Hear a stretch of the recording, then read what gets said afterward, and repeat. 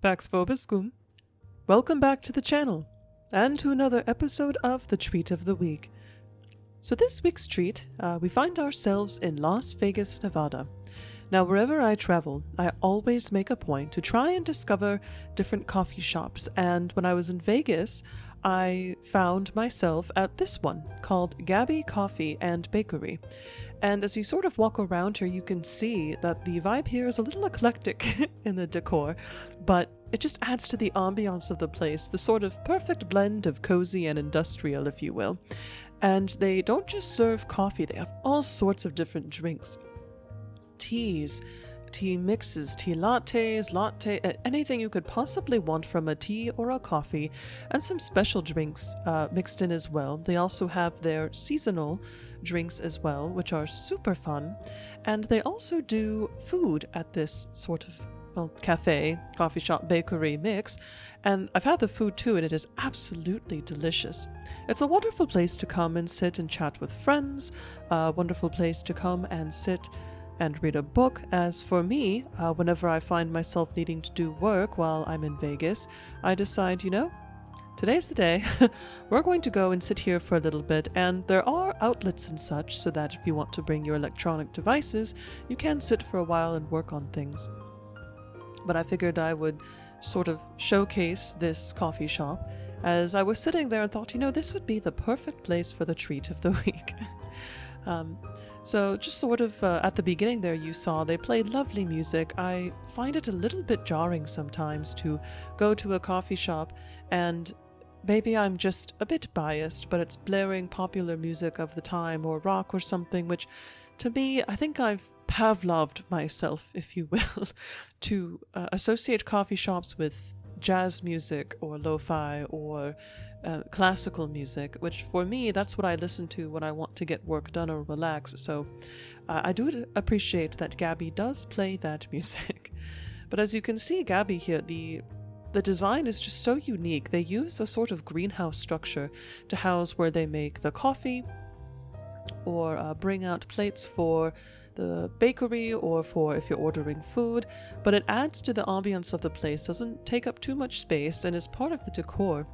And there's also towards the back a sort of high sitting wall where you can sit in the traditional sense, as Gabi actually is a Korean coffee shop. Sit in the traditional sense. They have little low tables that you can put your stuff on.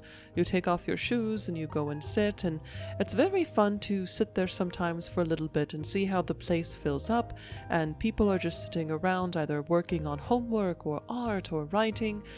People are sitting and chatting with friends. Children are sitting and playing or reading. It's just a very cozy, very wonderful atmosphere.